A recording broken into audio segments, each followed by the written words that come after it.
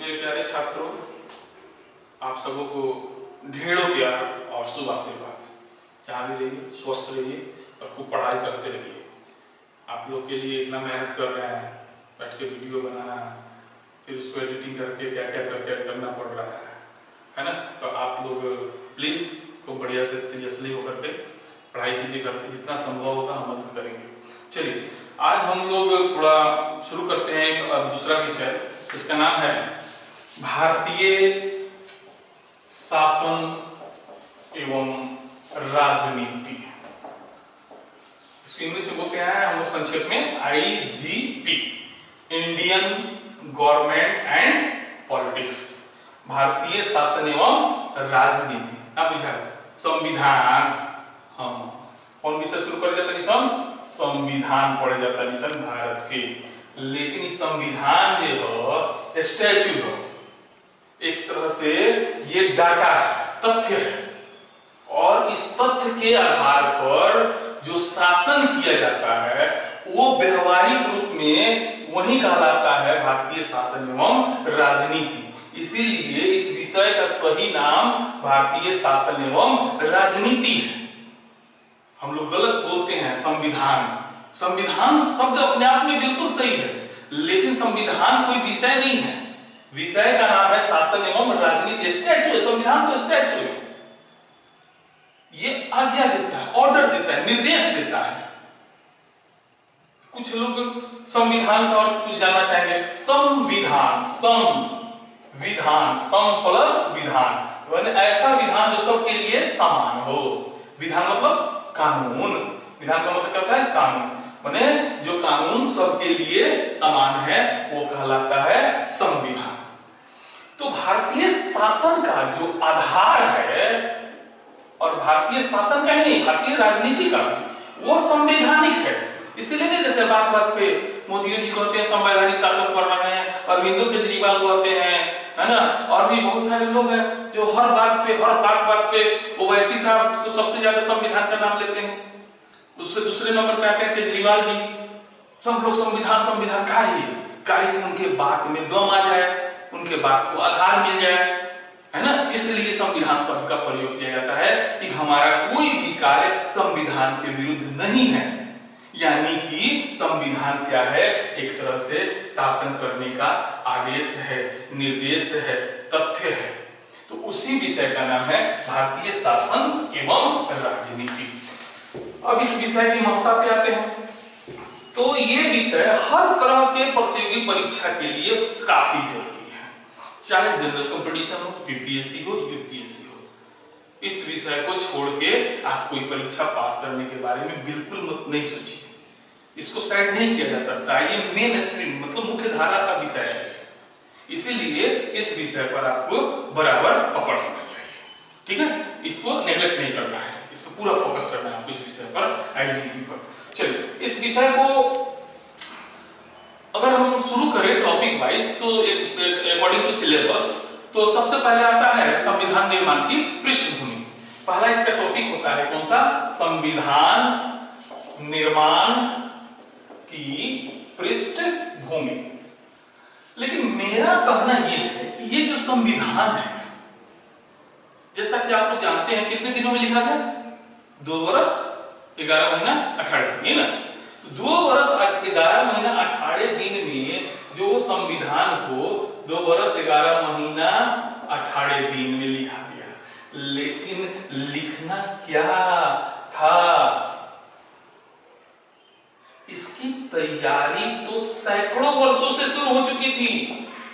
ये संविधान 2 वर्ष 11 महीना में लिखा गया है, लेकिन क्या लिखा गया है? इसका अनुभव हजारों सालों से हमारे संविधान निर्माताओं को रहा। उन्होंने उस सारी बातों को ध्यान में रखा।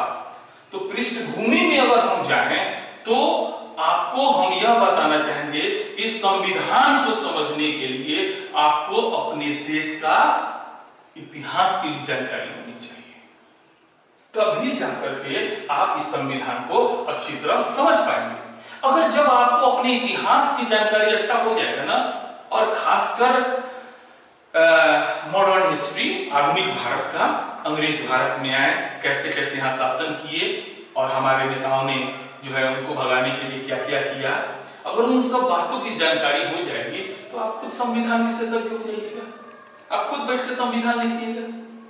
जो जो बाधाएं थी उन बाधाओं को दूर करना संविधान का काम था।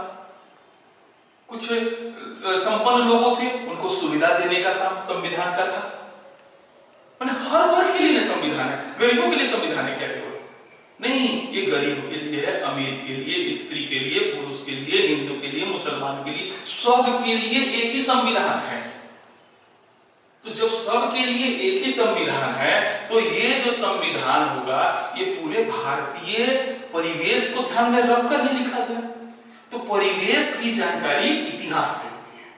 मेरी बात समझ गए? ठीक है, चलिए तो इस टॉपिक को शुरू करने से भी पहले हम थोड़ा सा आपको खूब बढ़िया से ऐसा आपको भारतीय शासन और राजनीति पढ़ा देंगे, बता देंगे, समझा देंगे कि आप विश्वास रखिए, फिर कहीं से आपको कोई चीज पढ़ने की जरूरत ही नहीं पड़ेगी। और बिल्कुल कहानी की तरह तथ्य तो साइड से देते हैं, पीछे से बीच में कभी कभी दे देते हैं। मेन चीज होता है कहानी को समझना है, कॉन्सेप्ट को क्लियर करना है। केवल विज्ञान ही समझ के पढ़ने वाला विषय नहीं, हर आर्ट्स विषय को भी समझ के पढ़ा जा सकता है। अगर आपको नहीं विश्वास है तो मेरे लेक्चर को सुनते रहिए, सब समझ में आएगा आपको। चाहे वो इतिहास हो, चाहे वो राजनीति हो, या कोई भी विषय हो, बिल्कुल उसको विश्लेषण करके सैद्धांतिक रूप से प्रूफ किया जा सकता है कि हाँ ये चीज सही है, ये गलत है, ऐसा होना चाहिए, ऐसा ही होगा, ऐसा ही होना चाहिए, ये ऐसा किया तो ऐसा परिणाम हुआ। आज बताइए, अगर हम आपसे पूछे थोड़ी देर के लिए कि भारत के महान शासक का नाम बताइए, तो सबसे पहले मुंह में आएगा अशोक, अकबर, अशोक महान, अकबर महान। हम कहते हैं भारत के कुछ गड़बड़ शासक के नाम बताइए, तो क्या नाम आएगा? अलाउद्दीन खिलजी लीजिएगा, तो क्रूर था खासकर व्यवसायिक रूप से। और क्या नाम लीजिएगा? औरंगजेब, है कि नहीं? तो अशोक महान था, अकबर महान था, अलाउद्दीन खिलजी और औरंगजेब को उस रूप में नहीं याद किया जाता है जिस रूप में अकबर को। तो इसके पीछे कुछ सिद्धांत होगा कि काम करे वाला आदमी महान होला, है कि नहीं? तो वो काम अगर कोई कर रहा है तो महान है, तो उसी को हम लोग इतिहास में जाकर पढ़ लेंगे और इसे देखते जाएंगे आपको खुद समझ में आ जाएगा कि भाई ये तो महान आदमी। ये बताइए महान कौन होता है? जो सभी धर्मों के साथ समान व्यवहार करे वो महान होगा, कि जो जाति या धर्म के आधार पर पक्षपात करे वो महान होगा? तो फिर मेरा क्या मानना हुआ, कौन बात है? बिल्कुल, अगर किसी शासक की राजनीतिक, सामाजिक, आर्थिक, सांस्कृतिक इन सारे उपलब्धियों का गहराई से अध्ययन कर ले, और ये भी आपको बता दें कि इन सब का अध्ययन करने से पहले अगर शासक के व्यक्तित्व का अध्ययन कर लीजिए ना, तो ये चारों आप खुद बता दीजिएगा शासक का राजनीति कैसा होगा, इस राजनीतिक सामाजिक स्थिति कैसा होगा। जैसा औरंगजेब कट्टर था तो उसका राजनीतिक स्थिति क्या होगा? पक्षपात वाला होगा। सामाजिक स्थिति क्या होगा? आप समझ सकते हैं। तो थोड़ा सा आपको समझ के पढ़ने के लिए, गहराई में जाने के लिए ये चीज जरूरी है, ठीक है? तो हम उसी तरह से अभी हम लोग चूंकि आईजीपी पे हैं तो इसी पे रहते हैं कि इस विषय को समझ के पढ़ने के लिए पहले कुछ ऐसे शब्दों का एग्जैक्ट मीनिंग बताने का हम आपको प्रयास करेंगे कि जब भी उस शब्द का प्रयोग हम करें या आप कहीं पढ़ें या सुने तो उसका वही अर्थ समझें जो उसका वास्तविक मीनिंग है, उसका मतलब है। अपने मन से विचारधारा मत तैयार कर लें। जैसे एक सामान्य शब्द है जो अक्सर लोगों से बोलते रहता है, संसद। तो संसद बोलता है, हम लोग बोलते हैं, तो सामान्य रूप से कोई सोचता है संसद माने मोदी, खूब तरीके से आपको पढ़ो बुझत हुई तो संसद माने लोकसभा, तक आओ पढ़ लिख ना राज्यसभा। संसद जब भी प्रयोग हो तो आपको इसके तीनों अंग के बारे में सोचना है। जैसे हम कहेंगे संसद ने इस काम को किया, तो इसका मतलब है उस काम को उसके तीनों अंगों ने मिलकर के किया है। और ये तीन अंग कौन कौन है? राष्ट्रपति, लोकसभा और राज्यसभा। तीन अंग है। संसद के कितने अंग? अंग कितने हो गए? अंग कितने हो गए? तीन हो गए। कौन कौन? राष्ट्रपति, लोकसभा, राज्यसभा। अब दिल्ली में चल जाइए और टेम्पो वाले से कहिएगा ये संसद ले चलो, तो आपको संसद ना है ही में से तीन में से कहीं ले जाइए। उहे हिसाब है कि हम हई हाथ हो हई आंख हो तो हम कने बानी, हमनी के सब मिला के बनते हैं। तो संसद दिल्ली में खोजते रह जाइएगा, नहीं मिलेगा। मिलेगा कोची? राष्ट्रपति भवन मिलेगा, लोकसभा मिलेगा, राज्यसभा मिलेगा। और संसद में जा सब घूम लेनी, संसद में ना देखनी हो। उस तरह का विचारधारा त्याग है। संसद शब्द का जब भी प्रयोग हो तो उसका अर्थ आपको क्या समझना है? राष्ट्रपति, लोकसभा और राज्यसभा, यानी कि ये तीन अंग हैं। जैसे विभिन्न अंगों के मिलने से हम लोग की रचना होती है, वैसे ही इन तीन अंगों के मिलने से संसद बनता है। अब यहां ध्यान देना है, इसमें से जो दो अंग है, लोकसभा और राज्यसभा, की घर सिंपल हई पद हो गया, हई हाउस हो गया, घर हो गया। क्या हो गया? घर हो गया। इसलिए सवाल यदि घुमा दे कि संसद के कितने सदन, हाउस, तो आपको जवाब देना है दो। क्या जवाब देना है? दो। कौन कौन? लोकसभा और राज्यसभा। कौन कौन? लोकसभा और राज्यसभा। अंग पूछे तो तीन। कौन कौन? राष्ट्रपति, लोकसभा, राज्यसभा। और सदन पूछे तो दो। कौन कौन? लोकसभा और राज्यसभा। जहां तक बात आती है, ये संसद का जो काम होता है, मेनली ये संसद का गठन हुआ है कानून बनाने के लिए। किस काम के लिए? कानून बनाने के लिए। इसीलिए संसद को विधायिका भी कहा जाता है। विधायन, विधान, विधान मतलब कानून, विधान, विधायिका, कानून बनाने वाला संस्था कौन हो गया? संसद या विधायिका। यानी देश में शासन कैसे हो, व्यवस्था करता है, इसीलिए तो इसको व्यवस्थापिका भी कहा जाता है। क्या कहा जाता है? व्यवस्थापिका। क्या कहा जाता है? व्यवस्थापिका।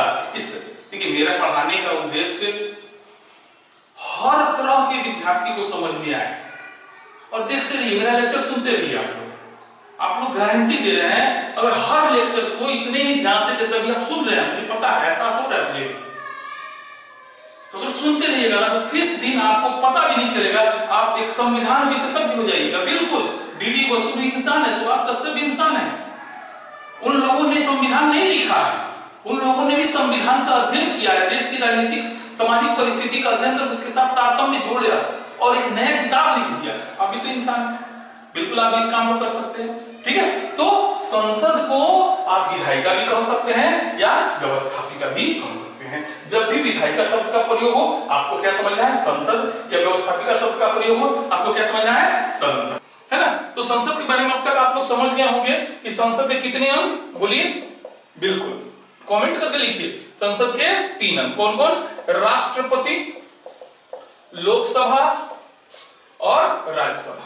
है ना, राष्ट्रपति, लोकसभा और राज्यसभा। जैसा कि आप लोगों को पिछले वीडियो में यह भी बता दिए, अंग अगर पूछे तो कितना जवाब देना है?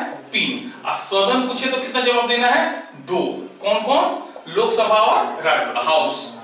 परीक्षा में यदि पूछे संसद के कितने सदन? दो। संसद के कितने अंग? तीन। क्लियर है ना। और साथ में कल आपको हम ये भी बताए थे पिछले वीडियो में कि संसद को विभिन्न नामों से पुकारा जाता है, क्योंकि इसका काम, मेन काम होता है विधायन का, कानून बनाने का, इसलिए इसको विधायिका भी बोला जाता है। ठीक है ना। और वो व्यवस्था करता है, शासन करने की व्यवस्था करता है कानून बना करके, इसीलिए इसको व्यवस्थापिका भी कहा जाता है। अगर आपको संसद शब्द मिले, विधायिका मिले, व्यवस्थापिका मिले, तो सबका मतलब एक ही समझिएगा। ठीक है। अब आते हैं हम लोग थोड़ा सा यहाँ पे फिर से एक बार। तो संसद के कितने अंग? तीन। इस तीन अंग में से एक अंग, जैसा बताया कि आपको राष्ट्रपति, ये पद है, और बाकी ये सदन है, घर है, हाउस है। ठीक है। तो इसमें से जो एक ये लोकसभा है, ये जनता के द्वारा प्रत्यक्ष रूप से चुना हुआ व्यक्ति इसमें आकर रहता है। एक तरह से सामान्य भाषा में समझिए। आप लोग कहीं रहे उसी तरीके से बताने की कोशिश कर रहे हैं। मैंने लोकसभा है वो घर, मान लो थोड़ा देर का एक फिक्स बात, मान ली पहले समझिएगा 550 आदमी घर में रही, कैसा लोग रही? जो हमनी के चुन के भेजे उ लोग रही। ठीक बा, सुने होंगे 17वीं लोकसभा चुनाव, तो ये क्या है? तो उस चुनाव के द्वारा हम लोग अपने प्रतिनिधि को भेज के कहां भेजते हैं? लोकसभा में। मतलब तीनों अंग में से इकलौता लोकसभा एक ऐसा अंग है जिसमें जनता का चुना हुआ, डायरेक्टली चुना हुआ, ऐसे तो सब जनता के चुना हुआ है, राज्यसभा में भी जनता का चुना हुआ मेंबर होता है, लेकिन अप्रत्यक्ष रूप से। राष्ट्रपति भी जनता द्वारा चुने जाते हैं लेकिन अप्रत्यक्ष रूप से, लेकिन लोकसभा के सदस्य जो होते हैं वो जनता द्वारा प्रत्यक्ष रूप से चुने जाते हैं। तो देखिए, मान लिया गया, थोड़ा देर के लिए एक एग्जांपल के तौर पे आपको हम समझाने की कोशिश कर रहे हैं। ये लोकसभा है और ये घर है, और मान लिया कि इस घर में 550 आदमी को रहना है, ठीक है। अब 550 आदमी चुन के इलेक्शन हुआ, आप लोग को दिखाई दे रहा होगा, ये माथा है, मुंडी है ना, 550 लोग में चुना के गोई बा, देखिए सब ठीक है। अब इस लोकसभा का जब चुनाव खत्म होता है तो उसके बाद सबसे पहला काम होता है बहुमत। नहीं समझे? बहुमत का मतलब ये हुआ जिसके पास आधे से अधिक, ठीक है। यदि किसी दल के पास या गठबंधन के पास, ऐसा संविधान में कहीं नहीं लिखा हुआ है कि एक ही दल बहुमत सिद्ध कर सकता है, 2-4 को दल मिल जाए, अब मिल के वो बहुमत सिद्ध करे। बहुमत सिद्ध करने का मतलब 50% प्लस, माने 550 को बन तो 550 अब बटा 2, तो कितना बन, 2 दूना 4, 2 सते 14, 2 पचे 10, 275 यानी 276 प्लस, जेने मूड़ी हुई ऊपर बनी सरकार, का बनी सरकार। अब यह सरकार के कहे जाला कौन चीज, पक्ष, आ हई लोग जे मुड़ी लोगता ई हो गल लोग विपक्ष।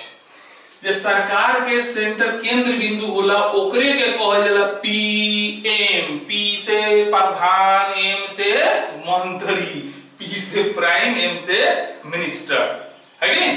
तो प्राइम मिनिस्टर सरकार का केंद्र बिंदु होता है, इस तरीके से सरकार बन गया। अब प्रधानमंत्री जो होंगे वो शासन करने के लिए क्या करेंगे, कुछ मंत्रियों को चुनेंगे, तो जितना भी मंत्री लोग के चुनेंगे उन लोगों का एक गोला होगा, गोला पे थोड़ा ध्यान दीजिएगा, उन लोगों को कहा जाएगा मंत्री परिषद के।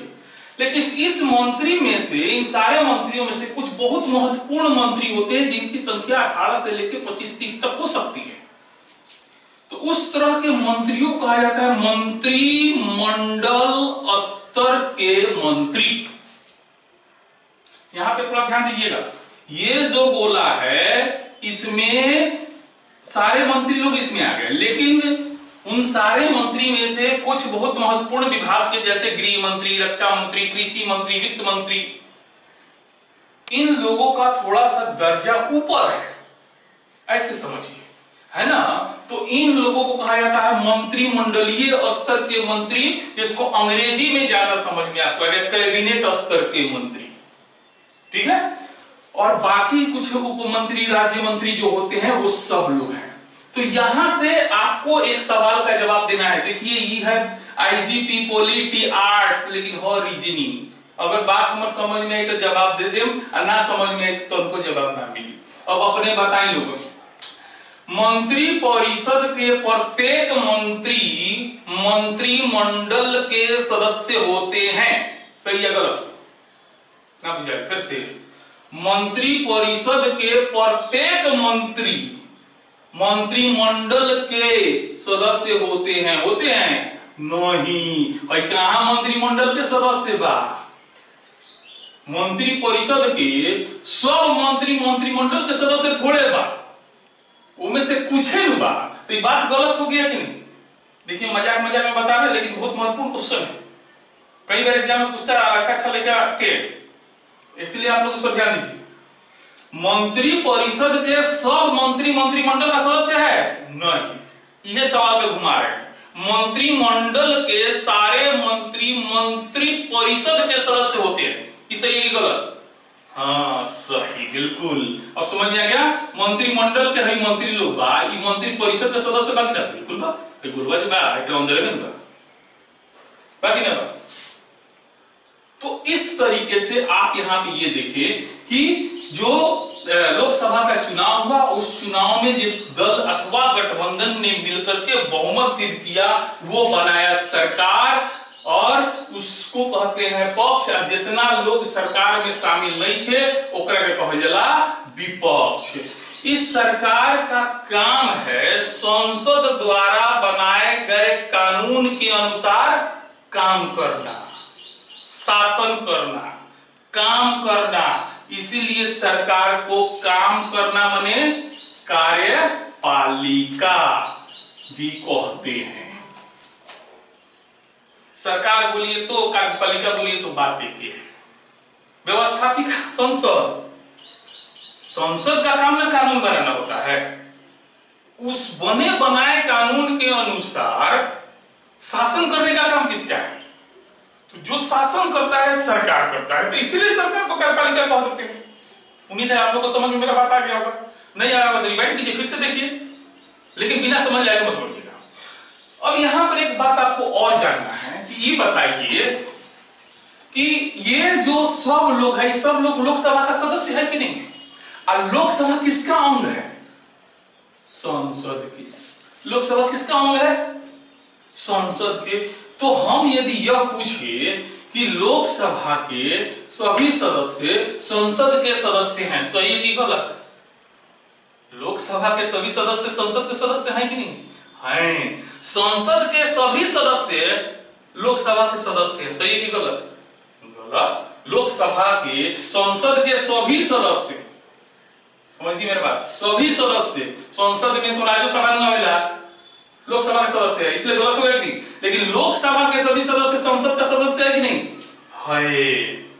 है कि नहीं है? लोकसभा के सभी सदस्य संसद का सदस्य है। तो ये बताइए संसद का काम क्या होता है? कानून बनाना। अब बताइए लोकसभा सदस्य संसद सदस्य के रूप में जब कानून बनेगा तो उनमें शामिल रहेंगे कि नहीं रहेंगे? बिल्कुल रहेंगे। लेकिन किस रूप में रहेंगे? संसद सदस्य के रूप में रहेंगे। यानी सरकार की दोहरी भूमिका है। एक लोकसभा सदस्य के रूप में या संसद सदस्य के रूप में कानून बनाने में शामिल होते हैं, और दूसरा सरकार के रूप में शासन करने के लिए होते हैं। बस इतना ही लोग की दोहरी भूमिका है सरकार की। ये लोग लोकसभा के सदस्य है, इसलिए संसद का सदस्य है, इसलिए कानून बनाने में शामिल है। क्योंकि इनके पास बहुमत है, इसलिए लोग कानून बने बनाए कानून के अनुसार शासन करता है, यानी सरकार का भी काम करता है। इस तरह से सरकार की जो हो जाती है वो दोहरी भूमिका हो जाती है। अब यहाँ को इस बात को एक एग्जांपल से हम समझाते हैं। बड़ा फेमस एग्जांपल है, तो बढ़िया सुनिएगा, ना जरा समझ में आ रही ओकरो समझ में आ गई, ओकरो समझ में आ रही गारंटी बात। पहले मेरे बात खिस्सा गाली से सुनिए। जैसे मान लेनी कि उनके घर में शादी बा, इन लॉकडाउन में तो होने वाला नहीं थे, मान लो शादी बा। तो शादी के कुछ दिन पहले परिवार के सारा मेंबर इकट्ठा होला, दादा दादी, चाचा चाची, फूफा फूफी, छोटकी बड़की मझिलकी, लड़का फैका सब। दादाजी के तरफ मुझ कुर्सी मिलेला, बेटा जी लोग लाइन में बैठल बा, अच्छा पतो लोग हेने बा, लड़का फैका कचरा कुछ ये पड़ा सन है ना, कुछ बुढ़ऊ लोग हेने बा। अब ध्यान दीजिएगा, मेरा कहानी खूब ध्यान से सुनिए, तब समझ में आएगा। ठीक है, हम कोई बात फालतू नहीं करते, अगर आपको समझ में न आए तो कोई। अब आप ये बताइए कि अब शादी का डिस्कशन शुरू हुआ कि तैयारी कैसे हो। तो दादाजी बोले कि बउआ बारात दिल्ली से आवत, हम लोग के चॉइस का बिहार में जाता था, लिट्टी चोखा चाहिए। तो सब लोग कही हाँ हाँ हाँ एकदम सही बात, तो पर मोहर लाग गए कि लिट्टी चोखा मेनू में शामिल कर रही। यही में सब प्रस्ताव एक आदमी रखल जाई, सब लोग हाँ हाँ हाँ हाँ हाँ शामिल होत जाई। ओही में तले छोटकी पतोहिया कहल बाबूजी का हरी तो हमरा बनारसी साड़ी चाहिए। तले कोनो हेने मुंह घुमावे लगल, कोनो कोने मुंह घुमावे लगल, मने सब लोग राजी नहीं थे। अब दादाजी देखलन कि ना ये तो मामला गड़बड़ाता। तले बड़की कहता का ओकरा चाहिए तो हमरो चाहिए। तो मछली कहता अच्छा दोनों लेबू लोगन हम ताकते रहे, अब मामला गंभीर हो गए। ऐसा परिस्थिति में दादाजी तुरंत एक्शन में आई। कहला यार बड़की है, तू तो इतना दिन से सेवा कइले बारे, तू बैठ, तू तो सब जानता है घर के तीनों नया आयल बा, अब की बियाह में तीन देवे दे, छोटका के बियाह हो तो रोकी ना है। तो सब लोग कहल हां हां बाबूजी सही कहता, सही कहता। तो सब लोग कहल हां हां हां हां, तो बनारसी साड़ी भी लिस्ट में शामिल हो गई। छोटकी के तनका मन दुखी हो गए, बड़कियों के दुखी हो गए, बड़की के मोर तो तनका दुखी बा, अब ध्यान दिए, इस तरह से पूरा बन गया ये वो लिस्ट। अब आप बताइए कि लिस्ट बनाने में उस परिवार के लगभग सभी लोग शामिल थे कि नहीं थे? अब उस लिस्ट के हिसाब से मार्केटिंग करना है तो सब लोग जाएगा ना, उनमें से छवारी टाइप की हुई अपन बुलेट अपाची पल्सर निकाली एटीएम कार्ड पैसे ली आ चल दी मार्केटिंग करे। अब मार्केटिंग करे गइलन सन तो संजोग से छोटका नहीं क्यों में मझिलका बा बड़का बा। अब ऊपर साड़ी किनात रहे तो छोटकी ला बनारसी किने करे तो डुप्लीकेट बनारसी किन देलन सन अपना अपना मेहरारू ला ओरिजिनल, समझ में आता? अब बिल बनवा देलन सन उल्टा उल्टा के देखे जाता, समझ में आता है? तो अब सुनिए, जे रात के बैठ के मीटिंग भर ओकरे के कहल जाला संसद, आ सवेरे सवेरे जे बाजार करे गए लक उहे सरकार। तो ई बताई सरकार संसद में से निकलल बा? आज अपन मेहरारू ले बनारसिया किन दे लगा छोटकी ला डुप्लीकेट किन ला केकरे के कहल जाला सरकार के भ्रष्टाचार। जब पोल खुली तो पता चली। अब आप लोगों को मेरा बात समझ में आ गया? तो इस तरीके से उम्मीद करते हैं कि आप लोग समझ में बहुत अच्छी तरह से समझ गए होंगे कि सरकार की दोहरी भूमिका होती है। एक सरकार शासन करता है और दूसरा सरकार जो है संसद सदस्य के रूप में कानून बनाने में भी शामिल होता है। लेकिन इस संसद के हमने बताया था आपको कि 3 अंग है, एक राष्ट्रपति भी है और लोकसभा तो ये है और राज्यसभा भी है। अब ये बताइए ये जो सरकार है किस सदन से बना है? लोकसभा से बना है कि नहीं बना? सरकार का बहुमत परीक्षण किस सदन में होता है? लोकसभा से। यानी सरकार के घर कौन हो? लोकसभा। राज्यसभा पड़ोसी हो, राज्यसभा पर अपन घर ना हो, अपन घर कौन हो? लोकसभा। तो मान लेनी कि अपने कोनो गलती कोई नहीं, जैसे मान लेनी कि आप सिनेमा हॉल माध्यम में फिल्म देखे आ गांव के कोनो लड़का भेटा गए, अब जानता रहो पढ़े आल बनी, ई बताइए अपने के देख के तो अपने के हालत खराब हुई कि ना हो? तो क्या करें? अब नजर से नजर मिलल मुस्कुरा देलक, अब आइल बड़े पढ़े पढ़ पढ़ पढ़, तो क्या करें अपने? कमे ना लाइन कट कर लख कोनो बहाना बने और ओकरोला टिकट कटा दे हम आ ले जाए अपने सिनेमा में। तो मन लागी ना, मन में तो ये रही पटना को कहिए मौत किंग ऑफ कहिए एकरा से फिर कोलो ड्रिंक पियाए, फिर के सिनेमा खत्म हुई आ जब जाए लगी तो ओकरा कान में कह दे एगो बात, रे कहिए मत घरे, ठीक बा? अब मान लेनी खुदा ने खास कहियो देलक तो अपने यहाँ बहाना बना सकत रही, बाबूजी ना चाहता पढ़े देबे ते हमरा कैसे झूठ मूठ बोललक हो, उ तो अपने ना पढ़ेला, हम बहुत मेहनत करते आगे बढ़ते तो जरन होता, तो हो सकता है बाबूजी रबर बनाता रहोगा तो विश्वास कर जास। लेकिन यही कोई बाबूजी ये सिनेमा हॉल में बैठा जस तो बोरिया बिस्तर बनाई कि ना बनाई जी। तो ये जो सरकार है किसके प्रति उत्तरदायी होगा? केवल और केवल लोकसभा।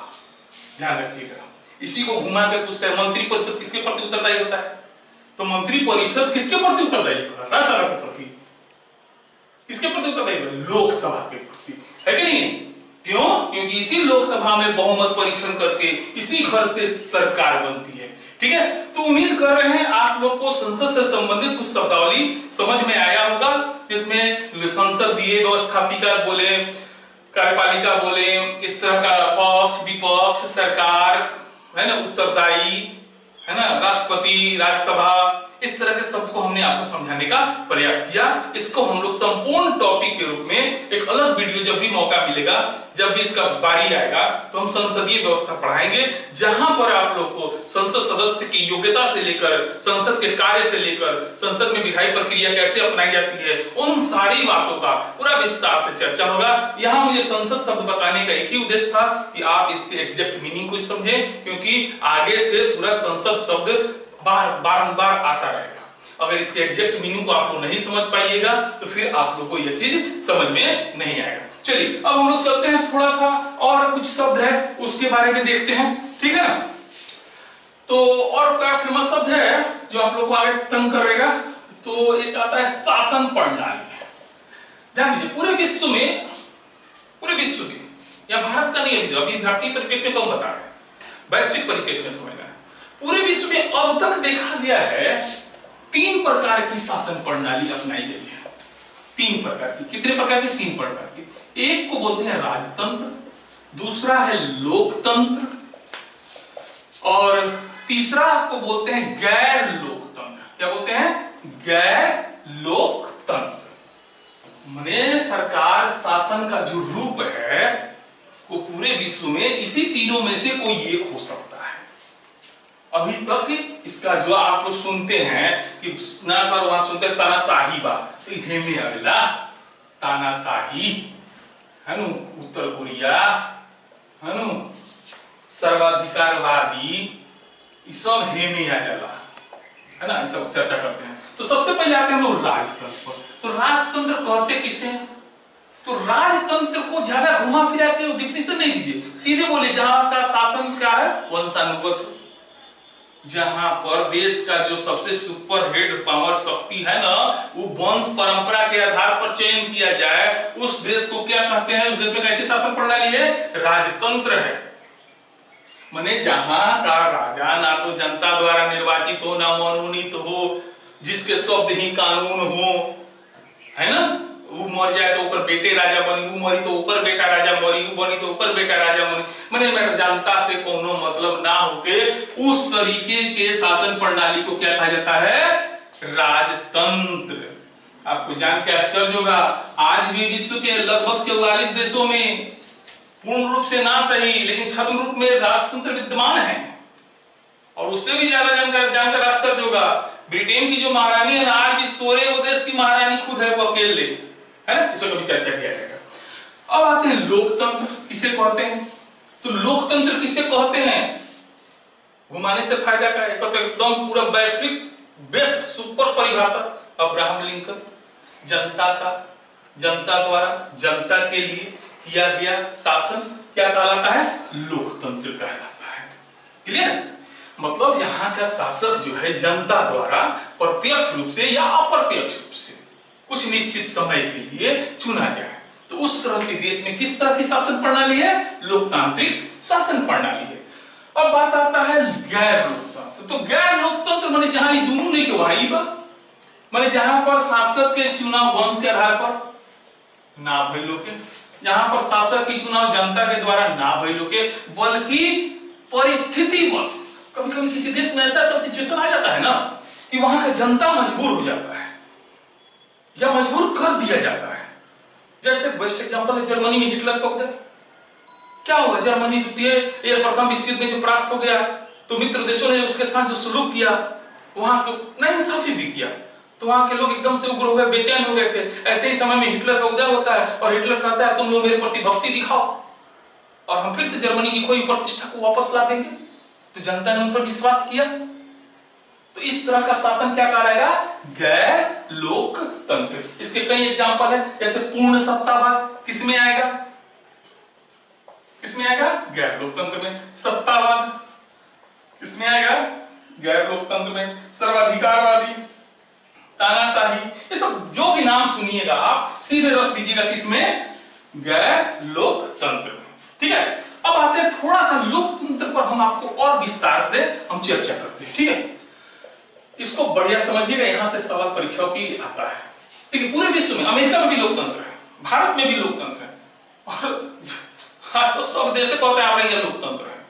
इसीलिए लोकतंत्र का रूप इतना बिगड़ गया है कि सही से बताना मुश्किल हो गया कि कहां का लोकतंत्र शुद्ध बा, कहां के विशुद्ध बा, कहां के मिलावटी बा। फिर भी जो विद्वानों ने लोकतंत्र का वर्गीकरण किया है उसको हम लोग कितने भागों में बांटेंगे? 2 भागों में बांट सकते हैं। एक को बोलते हैं, खूब ध्यान से सुनिएगा, संसदीय लोकतंत्रात्मक शासन प्रणाली। ठीक है। और दूसरा को बोलते हैं अध्यक्षीय लोकतंत्रात्मक शासन प्रणाली। ठीक है। तो ये 2 हो गया। लोकतंत्र कितने प्रकार का? 2 प्रकार का। कौन कौन? संसदीय और दूसरा अध्यक्षीय। अब कहिएगा सर दोनों में अंतर क्या? बिल्कुल सही सवाल है, यहीं से सवाल बनता भी है। देखिए संसदीय लोकतंत्रात्मक शासन प्रणाली उस देश में होती है जहां का सरकार अपना घर के प्रति उत्तरदायी होके, माने चुनाव बनू तो कहियो मोतिहारी से गांव बुला लेवे, मैंने भेजेला कोटा पढ़ले भेजले ओके, दिल्ली भेजले ओके, आ गड़बड़ी पावे तो कहे आओ बोले 5 साल का ना भेजले ओके ना वादा तू दिखे ना ना ना तू चल चल घरे आओ। जहां का कार्यपालिका विधायिका के प्रति उत्तरदायी हो उस तरह के लोकतंत्रीय शासन प्रणाली को संसदीय कहिए। और जहां का कार्यपालिका मतलब सरकार अपने विधायिका के प्रति उत्तरदायी नहीं हो, उत्तरदायी नहीं हो, वहां पर कैसा शासन प्रणाली है? अध्यक्षीय है। तो संसदीय लोकतंत्रात्मक शासन प्रणाली का मतलब समझ गए, जहां का कार्यपालिका विधायिका के प्रति उत्तरदायी हो। जैसे हमनी यहाँ भारत ना सुने लगे बहुमत सिद्ध कर सरकार और पत्नी आ गए रही, बहुमत ना सिद्ध करत है, बहुमत हेंग हो गई हम हो गई, डेली चर्चा चलेला या तो 5 साल भले चुनल जाला लोग, लेकिन हर 5 मिनट में छाती पर हाथ रहेला कि कहीं बहुमत ना खसक जाए। कितनो कितनो बहुमत के बाद तक आओ यहाँ का दैनिक उत्तरदायित्व है एक तरह से। यहाँ जब चाहे ना लोकसभा बहुमत सिद्ध करवा के अगर सरकार अल्पमत में तो सरकार गिरा सकता है, लेकिन अमेरिका में कुछ ना कर सकता। एक बेर चुनाव अगर 4 साल तो 4 साल बाद जनता फिर डिसाइड करे। अब एक फायदा बा घाटा बा, पॉलिटिकल साइंस के विषय वस्तु है, पर भी कभी मौका मिली तो हम चर्चा करें, लेकिन फिलहाल ये तो सुन चलिए तो एक बार फिर से उसमें देखते हैं हम लोकतंत्र 2 प्रकार का, संसदीय और अध्यक्षीय। ठीक है, संसदीय लोकतंत्र किसको कहेंगे? जहां कार्यपालिका विधायिका के प्रति उत्तरदायी है। अध्यक्षीय किसे कहेंगे? जहां कार्यपालिका विधायिका के प्रति उत्तरदायी नहीं। चलिए धन्यवाद, आज के वीडियो में इतना ही रहने देते हैं, फिर अगला वीडियो बनाएंगे, है ना।